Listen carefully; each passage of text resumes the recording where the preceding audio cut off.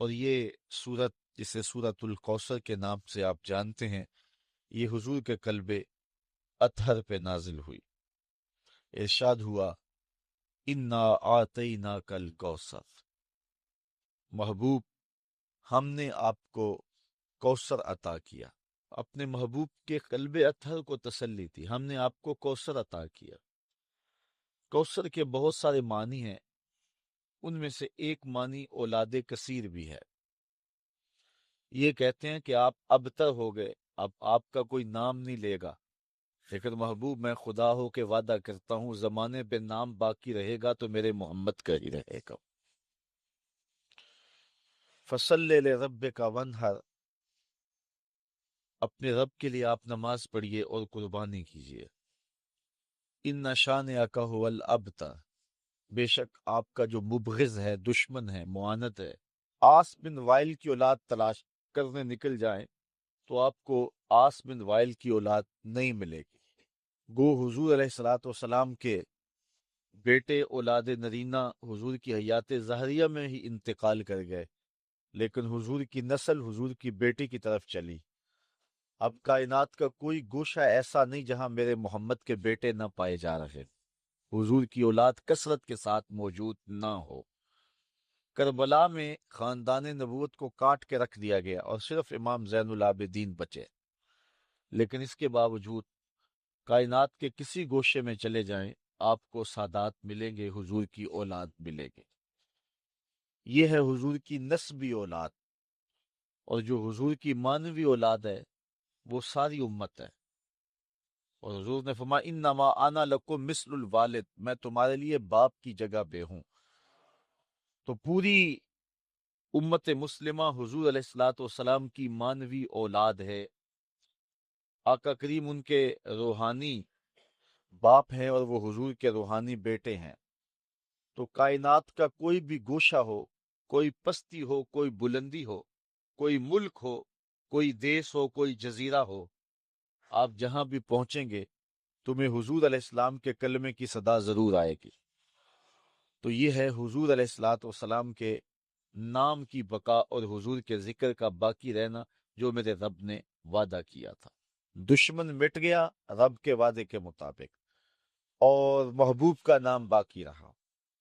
یہاں ایک سوال ہے کہ اللہ کہے کہ محبوب تیرا دشمن ابتر ہے، آس بن وائل کے 4 بیٹے زندہ رہے، تو جو بات ہمارا رب کہے گا وہ تقدیر کا فیصلہ ہوگا، تو اس کے 4 بیٹے مر جانے چاہیے تھے، لیکن وہ 4 زندہ رہے۔ تو پھر یہاں اس آیت کا مفہوم کیا ہوگا؟ تو علماء بیان فرماتے ہیں کہ وہ 4 بیٹے آس بن وائل کے مسلمان ہو گئے، بیٹے اس کے تھے اور کلمے میرے رسول کے پڑھتے تھے۔ تو زمانے کو بتایا کہ ابتر کون ہے؟ تیرے بیٹے بھی جب میرا نام لے رہے ہیں، تیرے بیٹے بھی میرے قصیدے جب پڑھ رہے ہیں، تو بتا پھر ابتر کون ہوا؟ تیرا نام باقی نہیں ہے، اور مصطفیٰ کریم علیہ السلام کا نام آج بھی باقی ہے۔ اور اس دور میں بھی ابو جہل کا بیٹا اکرمہ اسلام کی دولت سے مالا مال ہوتا ہے اور اسی راہ میں اپنی جان قربان کرتا ہے۔ اس طرح باقی جتنے بھی بڑے بڑے کفار تھے، ان کے سارے بیٹے، ساری اولادیں حضور علیہ السلام کی غلامی میں آ گئی اور حضور علیہ السلام کے حلقہ ارادت میں شامل ہو گئی۔ فتح مکہ کے دن 10,000 صحابہ کے ساتھ حضور مکے میں داخل ہوئے، تو ان لوگوں نے حضور علیہ السلام کے سامنے پیش ہو کے معذرت کی، اپنے دروازے کھول دیے، حضور کا استقبال کیا، اور پھر پوری کائنات پر حضور علیہ السلام کی عظمت کا ڈنکا بجنے لگا، اور آقا کریم علیہ الصلوۃ والسلام کے دین کا غلبہ اس انداز میں اور اس صورت میں ہوا کہ ایک شخص بھی مکے کے اندر اب کافر موجود نہیں ہے، اور حضور علیہ السلام کی زندگی اور حیات ظاہریہ کے اندر ہی تمام کا تمام مکہ جو ہے وہ اہل ایمان سے بھر گیا تھا۔ تو یہ حضور علیہ الصلوۃ والسلام کی عظمت ہے جس کا بیان ہے۔ اب تھوڑی سی گفتگو اس صورت پر آپ کے گوش گزار کرنا چاہوں گا۔ اللہ تعالیٰ جل شانہ نے ارشاد فرمایا انا آتیناک الکوثر، بے شک ہم نے آپ کو کوثر عطا کیا۔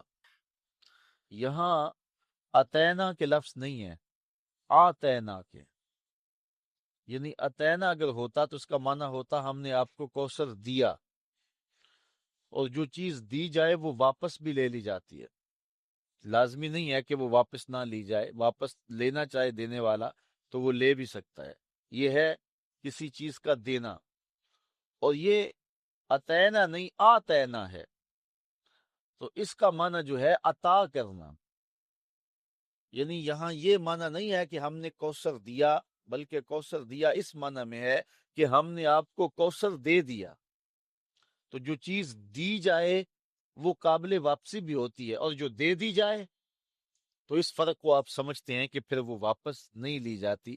تو اللہ تعالیٰ جل شانہ نے اپنے محبوب کو فرمایا کہ اے محبوب، ہم نے تمہیں کوثر دے دیا، ہم نے تمہیں خیر کثیر عطا کر دیا، دے دیا، تو اللہ تعالیٰ جل شانہ کی یہ عطا خاص ہے جو محبوب علیہ الصلوۃ والسلام کو عطا کی گئی۔ دوسرا لفظ ہے کوثر۔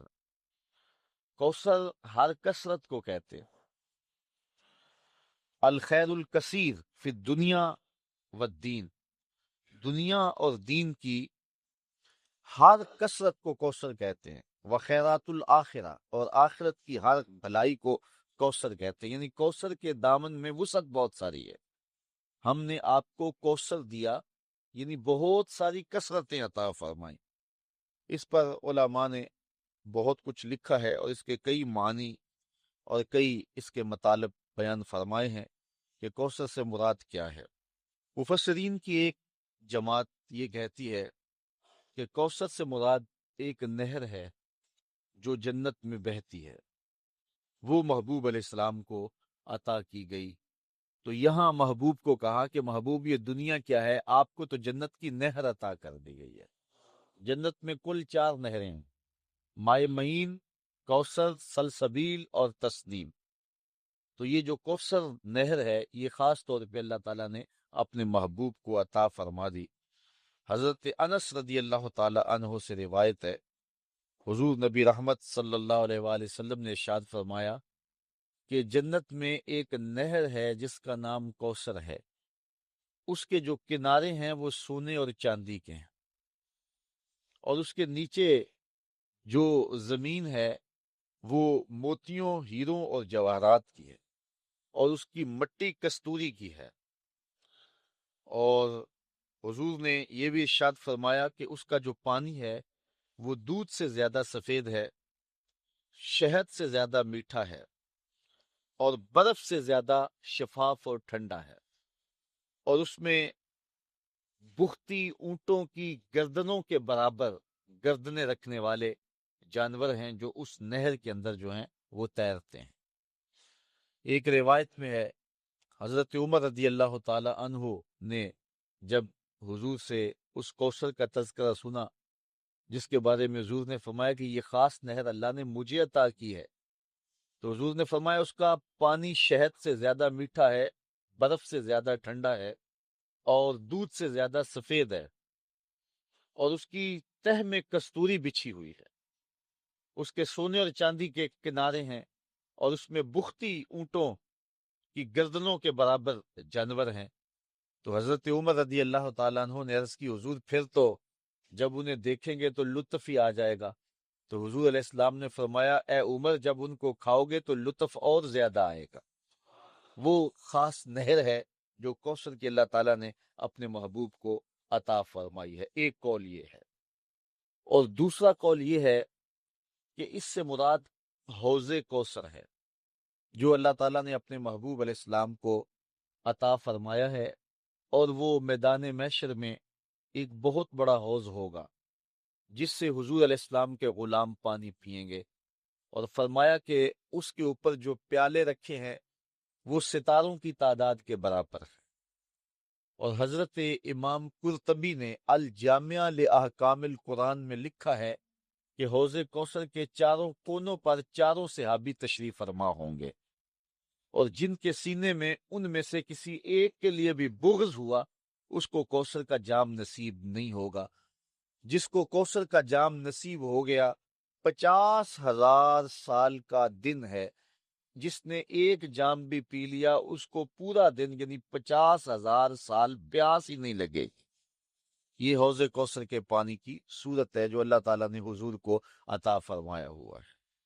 ہم تو سحری کا کھانا کھائیں تو 10-11 بجے جب دھوپ چمکتی ہے تو جتنا ٹھنڈا اور جتنا میٹھا پانی بھی پیا ہوا ہو تو اس کے بعد گلا خشک ہونے لگتا ہے، لیکن یہ کوثر کے پانی کا خاص جو ہے وہ اثر ہوگا کہ جس نے ایک جام پی لیا 50,000 سال کا دن ہوگا، اس کو دوبارہ پیاس نہیں لگے گی، اس کی یہ تاثیر ہوگی۔ تو قول ثانی یہ ہے کہ کوثر سے مراد حوض کوثر ہے۔ ایک قول کہ وہ نہر ہے اور دوسرا ہے کہ حوض کوثر ہے۔ تیسرا قول جس کو مفسرین نے امام فخر الدین رازی نے بیان فرمایا، الکوثر اولادہ، وہ جو قول میں نے پہلے پیش کیا کہ کوثر سے مراد اولاد ہے، کہ انہوں نے اے محبوب آپ کو ابتر ہونے کا تانا دیا ہے، جتنی کثرت کے ساتھ تیری اولاد ہوگی محبوب کسی کی ہوگی ہی نہیں۔ زمانے کے اوپر جس قدر تیری اولاد کا پھیلاؤ ہوگا اس قدر کسی اور کی اولاد نہیں ہوگی۔ چوتھا قول کوثر سے مراد جو بیان کیا گیا ہے وہ ہے علماء امت ہی، حضور علیہ الصلوۃ والسلام کی امت کے علماء، یہ کوثر سے مراد ہے۔ اللہ تعالیٰ نے اپنے محبوب علیہ الصلوۃ والسلام کے پیغام کو جاری رکھنے کے لیے جلیل القدر ہر دور میں علماء دیے جنہوں نے دین کے کام کو آگے بڑھایا۔ پچھلے نبیوں کے کام کو آگے بڑھانے کے لیے ان کے صحابی اور ان کے علماء ایک وقت تک کام کرتے رہے، لیکن اس کے بعد ان کے اندر دنیا داری ایسی آ گئی کہ بس انہوں نے ان کے پیغام کو جو ہے وہ مسخ کر کے رکھ دیا، اور حتیٰ کہ ان کا پیغام اس کو ملیا میٹ کر دیا۔ پھر نئی کتاب کی اور نئے نبی کی ضرورت آئی تو نئی کتاب آئی اور نیا نبی آیا اور شریعت لے کر کے آیا اور لوگوں کو اس نے پیغام حق دیا۔ لیکن حضور علیہ الصلوۃ والسلام کی امت میں ایسے ایسے علماء ہوئے ہیں کہ جنہوں نے اتنا زیادہ کام کیا ہے کہ عقل حیران ہو جاتی۔ انہوں نے اس قدر محنت کی ہے اور اس قدر دین کا کام کیا ہے۔ اس طرح بزرگان دین اولیاء امت نے، آپ دیکھ لیں، حضور علیہ السلام ارشاد فرماتے ہیں کہ کل قیامت کے دن بعض نبی آئیں گے تو ان کے ساتھ ایک امتی ہوگا، بعض انبیاء آئیں گے ان کے ساتھ 2-2 4-4 امتی ہوں گے، اور بعض اکیلے ہی آ جائیں گے ان کے ساتھ امتی کوئی نہیں ہوگا۔ یعنی ان کو زندگی بھر ان کی بات کو لوگوں نے قبول ہی نہیں کیا۔ حضرت نوح علیہ السلام نے 950 سال تبلیغ کی ہے، لیکن جو امتیوں کی تعداد ہے وہ سینکڑوں میں نہیں ہے، درجنوں میں ہے۔ 950 سال کی تبلیغ کا نتیجہ۔ لیکن حضور علیہ الصلوۃ والسلام فرماتے ہیں میں قیامت کے دن کثرت امت کی وجہ سے نبیوں میں فخر کروں گا کہ جتنی امت اللہ تعالیٰ نے مجھے عطا کی ہے کسی نبی کی، کسی پیغمبر اور کسی رسول کی اتنی امت نہیں ہے۔ یار ایک معین الدین چشتی اجمیری نے 90 لاکھ کافروں کو کلمہ توحید پڑھایا۔ تو یہ حضور علیہ الصلوۃ والسلام کی امت کی وسعت دیکھیے۔ اس وقت 1 ارب 40 کروڑ انسان دنیا کے اوپر آباد ہیں جو حضور کا نام لیتے ہیں اور حضور کا کلمہ پڑھتے ہیں۔ 1 ارب 40 کروڑ انسان، ہر چوتھا شخص اس وقت پوری دنیا کے اوپر مسلمان ہے، جبکہ یہ امت کے زوال کا دور ہے۔ اس وقت ہم ہر لحاظ سے جو ہے وہ دبے ہوئے ہیں اور غیروں کے دستے نگر ہیں، لیکن اس کے باوجود ہر چوتھا شخص دنیا کے اوپر جو ہے وہ مسلمان ہے، حضور کا غلام ہے۔ تو جب غلبہ آئے گا اور وہ دور آئے گا کہ حضور علیہ الصلوۃ والسلام کے دین کو اتنی طاقت اور غلبہ ملے گا کہ پوری کائنات کے اندر ایک بھی کافر نہیں ہوگا۔ پوری کائنات کے اندر جو ہے وہ حضرت امام مہدی جب آئیں گے، حضرت عیسیٰ آئیں گے، پھر اسلام کا اتنا غلبہ ہوگا کہ پوری کائنات کے اندر جو ہے وہ کوئی ایک بھی کافر نہیں ہوگا۔ جدھر نظر اٹھائیں گے حضور کے سچے غلام ہی نظر آئیں گے آپ کو۔ وہ وقت بھی اللہ تعالیٰ نصیب فرمائے گا۔ تو 14 صدیوں سے یہ سلسلہ آ رہا ہے اور قیامت تک جاری رہے گا۔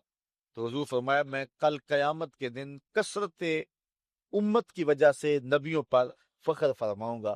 تو اس امت کے علماء نے غزالی اور رازی جیسے لوگ، امام احمد بن حنبل جیسے، امام اعظم ابو حنیفہ جیسے، امام شافعی، امام مالک، امام بخاری، امام مسلم، امام ترمذی جیسے لوگوں نے آ کر کے اس دین کے کام کو آگے بڑھایا۔ تو کوثر سے مراد جو ہے وہ उलमाए उम्मत हैं जो हुजूर अलैहिस्सलातु वस्सलाम को अता किए गए, और इतने उलमा कसरत के साथ किसी और नबी को नहीं अता किए गए। इसलिए उलमा हुजूर के दीन के काम को आगे बढ़ाते हैं। काफिरों ने कहा था बेटा फौत हो गया तो अब ये काम रुक जाएगा। अल्लाह ताला फरमाया महबूब हमने तुम्हें कौसर दिया, यानी हमने तेरी उम्मत के लिए उलमा का इंतखाब किया, और वो उलमा एक एक शख्स उठेगा और दीन के झंडे को उठाएगा और पूरी दुनिया के ऊपर दीन को गालिब कर देगा। तो ये चौथा कौल है।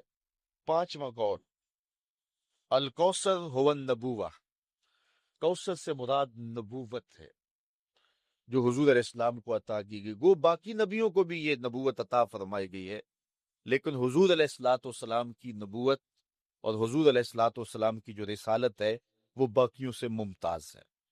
बाकी नबियों को भी मोजज़ात दिए गए हैं, लेकिन हुजूर अलैहिस्सलाम को जो मोजज़ात दिए गए हैं वो बाकियों से मुमताज हैं। इस पर एक लंबी बहस है जो इमाम राजी ने फरमाई है। अंबिया अलैहिस्सलाम के दर्जात का जिक्र किया है, फिर हुजूर के मर्तबे का जिक्र किया है। सबको दर्जे दिए गए हैं, नबूवत के कमालात दिए गए हैं, लेकिन जो नबूवत हुजूर को और जो कमालात हुजूर को दिए गए हैं वो हुजूर को ही दिए गए हैं। तिलका रुसुल फद्दलना बादहुम अला बाद मिनहुम मन कल्लमल्लाहु व रफ़अ बादहुम दरजात। अल्लाह ताला इरशाद फरमाता है ये रसूल है जिनको हमने एक दूसरों पर फजीलत दी हुई है। उनमें से कोई ऐसा है जिससे रब ने कलाम किया, और उनमें से कोई ऐसा भी है कि जो दर्जों में सबसे फजीलत और बुलंदी पा गया। और इससे मुराद मेरे और आपके आका मौला हुजूर नबी रहमत सल्लल्लाहु अलैहि वसल्लम है। हुजूर वहां तक गए और वो बुलंदियां हुजूर को नसीब हुई जो किसी और का मकसूम नहीं है। कोई फलक ते रह यार गया, कोई जा सिदरा ते हार गया, एक कालियां जुल्फां वाला सी जड़ा अर्श तो भी लंग पार गया। जो हुजूर को कमालात दिए गए हैं, हुजूर को जो रिफतें दी गई हैं, वो किसी और को नसीब नहीं हुई। तो यहाँ से नबूवत मुराद है, और फिर हुजूर को वो जो कमालात दिए गए हैं नबूवत के, वो हुजूर अलैहिस्सलाम के अलावा किसी और को नसीब नहीं हुए। छठा कौल जो इमाम फखरुद्दीन राजी ने बयान किया है, वो फरमाते हैं अल कौसर हुवल कुरान, कौसर से मुराद कुरान है, और कुरान की फजीलत हसर और शुमार में नहीं आती। यानी अल्लाह ताला ने अपने महबूब को जो खैर कसीर अता फरमाई, उनमें से एक चीज जो है वो कुरान है, और कुरान के फजाइल इतने हैं कि जिनको आप शुमार में नहीं ला सकते। बाकी नबियों को भी मोजज़ात दिए गए हैं, लेकिन उनके मोजज़ात उनके साथ ही चले गए। जब वो इस दुनिया से गए तो मोजज़ात भी साथ ले गए। और हुजूर का सबसे बड़ा मोजज़ा मोजज़ा कुरान है। हुजूर 14 सदियां बीत गई इस दुनिया से पर्दा फरमा गए हुए हैं, लेकिन हुजूर का जिंदा मोजज़ा आज भी हमारे पास असली हालत में मौजूद है, और आज भी हम सर पे उठा के सीने पे लगा के अपने पैगंबर की सदाकत की गवाही दे सकते हैं।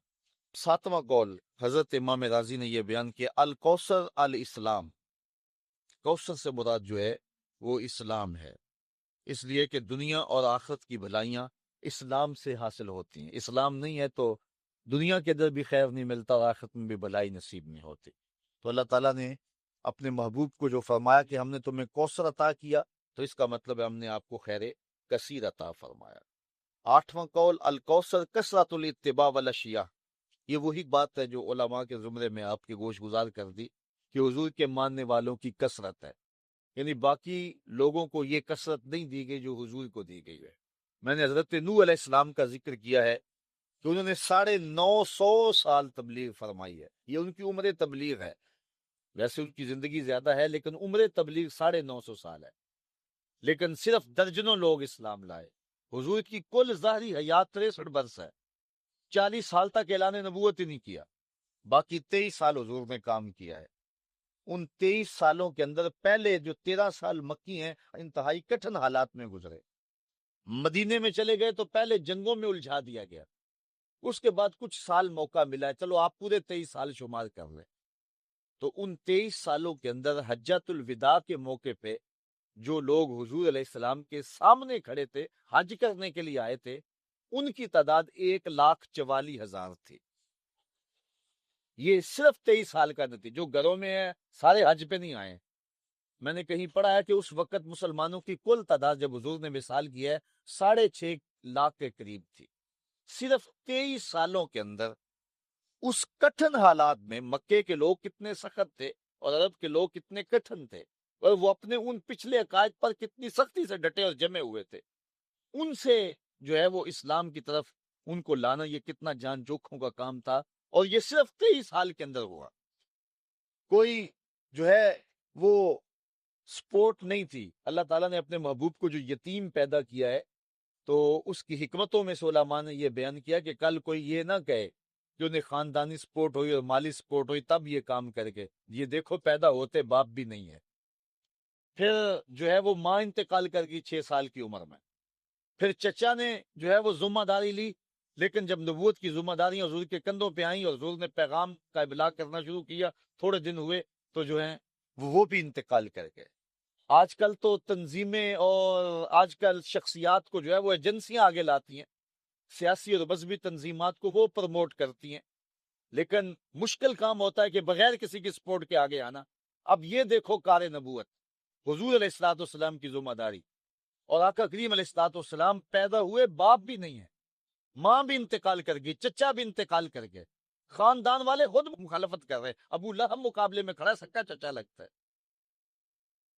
اور پھر حضور اٹھ کر کے اس پیغام کو کس طرح غالب کر دیا، اور صرف 23 سالوں کے اندر 6.5 لاکھ کے قریب لوگوں کو اسلام کی طرف مائل کر دیا، اور لوگ پھر ایماندار، کیسے پختہ ایماندار تھے، اللہ اکبر۔ اگر بلال کی کہانی پڑھو، ابو بکر اور عمر عثمان کی کہانی پڑھو، مولا کائنات کی کہانی پڑھو، حضرت سلمان فارسی کی کہانی پڑھو، حضرت ابو ذر غفاری کی کہانی پڑھو، تو آپ حیرت زدہ ہوں گے کہ یہ کیسے لوگ ہیں، کیسی جماعت تیار کی، کیسے لوگ تیار کیے۔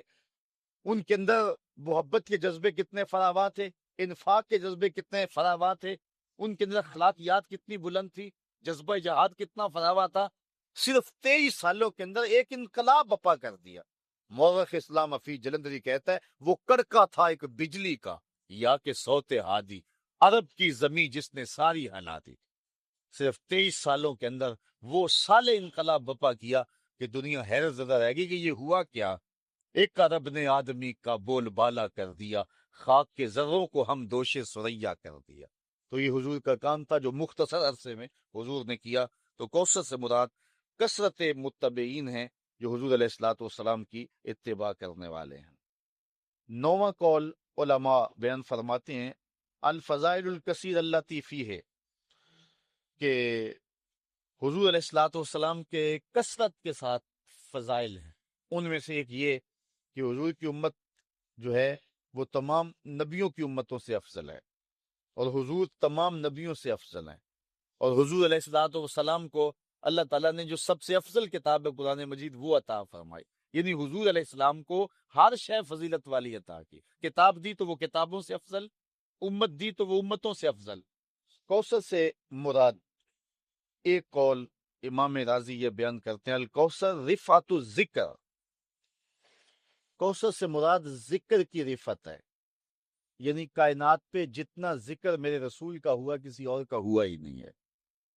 اس وقت بھی آپ دیکھ لیں جاوا کے ساحل سے لے کے رباط کے کوچہ و بازار تک، شرق سے لے کر غرب تک، شمال سے لے کے جنوب تک، کائنات کا کوئی گوشہ ایسا نہیں ہے جس گوشے میں ہر وقت حضور علیہ الصلوۃ والسلام کا نام اذانوں میں گونج نہ رہا۔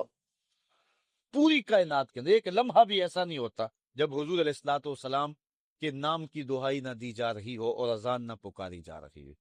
پھر جو درود شریف پڑھنے والے لوگ ہیں، حضور کا ذکر کرنے والے لوگ ہیں، یہ یہاں ہزاروں کی تعداد میں ہم لوگ بیٹھ کر کے حضور کا ذکر کر رہے ہیں، تو صرف سیالکوٹ میں ہی اس کے علاوہ اس وقت کتنے لوگ ہوں گے کہ جو حضور علیہ السلام کے ذکر میں مجالس سجائے بیٹھے ہوئے ہوں گے، دروس قرآن میں حضور کا تذکرہ کر رہے ہوں گے۔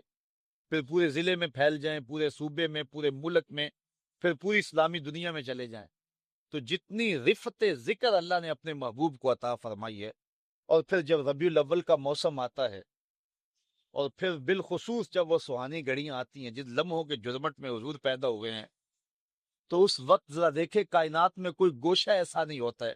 بلکہ میں نے آپ کو اس بار ربیع الاول کے موقع پہ بتایا تھا کہ سمندروں کی سطحوں کے اوپر چھوٹی کشتی اور جہاز کرائے پہ لے کر نا جو ہے وہ ساحل سمندر کے اوپر لوگوں نے سمندر کی سطح پر بھی حضور کے نام کا جھنڈا لہرایا ہے کہ یہ سمندر بھی جو ہے وہ حضور کے ذکر سے خالی نہ رہ جائیں۔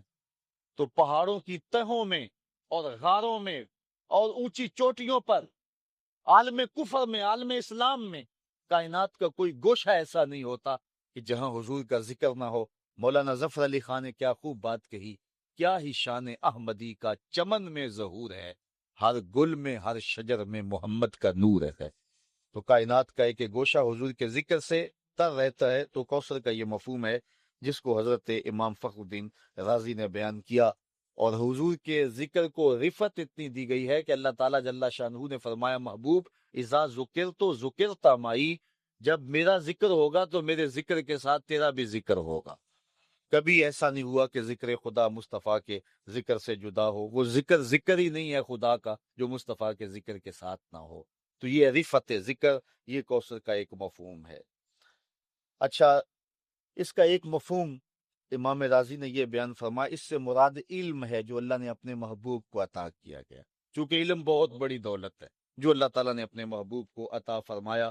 علم کی وسعت کا عالم یہ ہے، وَعَلَّمَكَ مَا لَمْ تَكُنْ تَعْلَمْ وَكَانَ فَضْلُ اللَّهِ عَلَيْكَ عَظِيمًا۔ اے محبوب، آپ جو بھی نہیں جانتے تھے تمہارے رب نے آپ کو سب کچھ عطا کر دیا ہے، اور یہ آپ پر اللہ کا بہت بڑا فضل ہے۔ جس فضل کو اللہ بھی بڑا کہہ رہا ہے وہ کتنا بڑا ہوگا۔ تو حضور علیہ السلام کو کائنات کی ہر چیز کا علم عطا فرما دیا گیا، اور کوئی چیز حضور کی نگاہوں سے مخفی نہیں رکھی گئی، بلکہ حضور علیہ السلام کو اتنا کچھ علم عطا کرنے کے بعد پھر مالک نے کہا، قل رب زدنی علما، محبوب تو پھر میرے حضور دعا مانگا کر، مالک میرے علم میں اور برکت عطا فرما دے اور اضافہ کر دے۔ اور حضور کے علم کی وسعت کا عالم یہ ہے کہ حضور کے زمانے اور حضور کے دور کی ہر شے کا علم تو حضور کو تھا ہی تھا، جو گزرے ہوئے ادوار تھے وہ بھی حضور کے سامنے تھے، آنے والے بھی حضور کے سامنے ہیں۔ اور بلکہ آقا کریم نے فرمایا، قرب قیامت میں جب دجال آئے گا اور میرے غلام اس دجال کے مقابلے میں نکلیں گے اور اس کے مقابلے میں جو ہے وہ ٹکراؤ کریں گے، انی لعارف اسماءہم واسماء آبائہم والوان خیولہم، میں اپنے ان غلاموں کے ناموں کو جانتا ہوں، ان کے باپوں کے ناموں کو جانتا ہوں، جن گھوڑوں پہ چڑھ کے جہاد کریں گے ان گھوڑوں کے رنگوں کو بھی جانتا ہوں۔ یہ علم اللہ تعالیٰ نے اپنے محبوب کو عطا فرمایا۔ کوثر سے مراد خلق حسن ہے، یعنی حضور کو اللہ تعالیٰ جل شانہ نے یہ جو خلق حسین عطا فرمایا، خود فرمایا وَإِنَّكَ لَعَلَىٰ خُلُقٍ عَظِيمٍ، جو اللہ نے اپنے محبوب کو خلق عطا فرمایا۔ کوثر سے مراد ایک معنی یہ بھی علماء نے بیان فرمایا، کوثر سے مراد مقام محمود ہے، حضور کو جو اللہ تعالیٰ عطا فرمائے گا محبوب کریم کو، اور وہ شفاعت کا مقام بلند ہے، حضور کو مقام محمود پہ فائز البرام کیا جائے گا، اور آقا کریم جو ہے پھر جس کی چاہیں گے شفاعت کریں گے۔ وہ مخصوص لفظ ہیں جو حضور علیہ السلام کو دیے جائیں گے، اس وقت حضور ان لفظوں سے اللہ کی حمد بولیں گے، پھر اس کے بعد حضور شفاعت کے لیے جو ہے وہ دامن کرم پھیلائیں گے، اور حضور کو اللہ تعالیٰ نے یہ اختیار دیا ہے، کہا میرے اللہ نے مجھے اختیار دیا ہے، چاہے جو ہے وہ آدھی امت بغیر حساب کے بخشوا لوں اور چاہے حق شفاعت لے لوں۔ حضور فرماتے ہیں کہ میں نے آدھی امت والا سودا نہیں کیا، میں نے حق شفاعت لے لیا ہے۔ مطلب کیا؟ میں شفاعت کر کے ساری امت کی نجات کی ضمانت بنوں گا۔ تو یہ شانیں ہیں جو اللہ تعالیٰ جل شانہ نے اپنے محبوب کو عطا فرمائی ہیں۔ حضرت سعید بن جبیر رضی اللہ تعالیٰ عنہ کو جلیل القدر سے آبی ہے، تو کسی نے کہا کہ کوثر سے مراد نہر ہے، کسی نے کہا حوض ہے، کسی نے کہا علم ہے، اور کسی نے کہا اس سے حضور کے اخلاق کریمہ ہیں، کسی نے کہا حضور علیہ السلام کے اخلاق حسنہ ہیں۔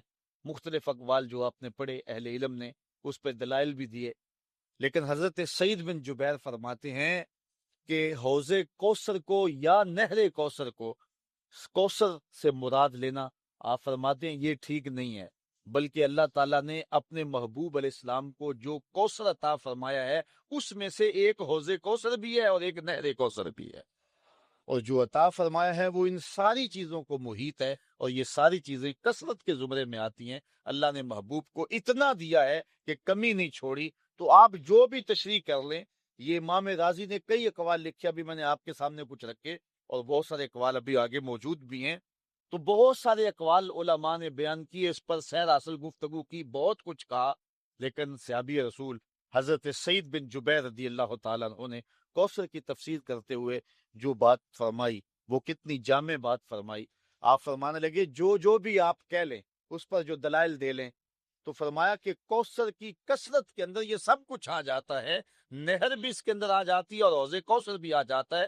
آپ جو بھی کہیں گے وہ کوثر کے اندر ہی ہوگا. یعنی اللہ تعالیٰ نے اپنے محبوب کو اتنا دیا ہے کہ کمی کسی چیز کی چوڑی ہی نہیں ہے.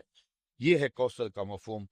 اور یہ بیان کرنے کے بعد فرمایا کہ محبوب ہم نے تمہیں کوثر دیا، فصلی لربک وانحر، تو آپ پھر اپنے رب کی نماز پڑھی. جب اتنی عطائیں ہوں تو پھر اس کے حضور سجدہ ریزی کیجیے. اس لیے جب اللہ کوئی نعمت عطا کرے، اس کی عطا ہو، تو فوراً شکرانے کے نوافل ادا کرنے کا حکم دیا ہے. تو اللہ تعالیٰ جل شانہ نے بھی اپنے محبوب کو ارشاد فرمایا فصلی، تو آپ نماز ادا کیجئے، نماز پڑھیے، لے ربک، اپنے رب کے لیے، ونحر، اور قربانی دیجئے، جانور ذبح کیجئے، جو ہے وہ اونٹ ذبح کیجئے، راہ حق میں خیرات کیجئے. اسی طرح جب کسی کو بھی خوشی ملے، کوئی کثرت پائے، تو وہ نفل بھی پڑھے اور خیرات بھی کرے راہ خدا میں. یہ حکم اللہ تعالیٰ نے اپنے محبوب کو عطا فرمایا. باقی جب کسی کو کوئی نعمت ملے، کوئی کرم نوازی ہو، تو پھر حاسد بھی پیدا ہو جاتے. کوئی دولت مل جائے پھر بھی حاسد ہے، عزت مل جائے پھر بھی حاسد ہے، شہرت مل جائے پھر بھی حاسد ہے. تو یہ تو ایک فطری بات ہے. تو اللہ تعالیٰ نے محبوب کو اتنا کچھ عطا کیا، پھر حاسدین بھی تو اتنے ہوں گے. تو اللہ تعالیٰ نے محبوب کو پھر تسلی دی، ان شانئک ھو الابتر، محبوب اس کی فکر آپ نہ کریں، تیرے دشمن ابتر ہو جائیں. وہ جو کریں گے ان کے سارے منصوبے خاک میں مل جائیں گے اور تیرا جھنڈا زمانے میں اونچا ہو جائے گا.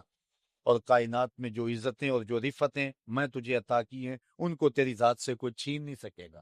اور جو ہے وہ حاسد جو ہے وہ محسود کی نعمت کا زوال چاہتا ہے. یہ حاسد کا کام ہوتا ہے. اس لیے ان شانئک ھو الابتر، جو تیرا مبغض ہے، جو تیرا دشمن ہے، وہ تباہ و برباد ہو جائے گا، اور وہ کبھی بھی جو ہے وہ یہ دولت آپ سے نہیں چھین سکے گا. اور آپ کو جو عزتیں اور عطائیں ہم نے عطا کی ہیں، ان کو جو ہے وہ کوئی بھی آپ سے نہیں لے سکے گا. تو واقعی ایسا ہوا کہ محبوب علیہ الصلوۃ والسلام کے جو دشمن تھے وہ ابتر ہو گئے، ذلیل و رسوا ہو گئے، زمانے کے اوپر ان کا نام و نشان بھی نہ رہا. لیکن محبوب علیہ السلام تو خیر محبوب رہے نا. حضور کا نام و نشان کیا کوئی مٹا سکتا ہے؟ اور حضور کا ذکر کون کوئی کم کر سکتا ہے؟ میرے محمد عربی کے بلال کا ذکر کوئی کم نہیں کر سکتا ہے. یہاں علامہ اقبال علیہ رحمہ کا لہجہ دیکھیے، کتنی خوبصورت بات کر گئے. اقبال، یہ کس کے عشق کا فیض عام ہے، رومی فنا ہوا حبشی کو دوام ہے. اس وقت کا جو ہے وہ عظیم المرتبت شخص، اس دور کا سلطنت روم کا شہنشاہ، اس دور کی سپر پاور آپ کہہ لیں، اس دور کا اوباما کہہ لیں آپ. لیکن اس دور کے اوباما کا آج دنیا نام بھی نہیں جانتی کہ وہ رومی شہنشاہ کا نام کیا تھا. لیکن معاشرے میں جس کو سب سے کم تر اس زمانے میں سمجھتے تھے، وہ غلام کو سمجھتے تھے. اور بلال حبشی رضی اللہ تعالیٰ عنہ، جو کہ غلاموں کی صف کا آدمی ہے، حضور سے جڑا ہے، اوج ثریا کی بلندیوں تک پہنچ گیا. آج 14 صدیاں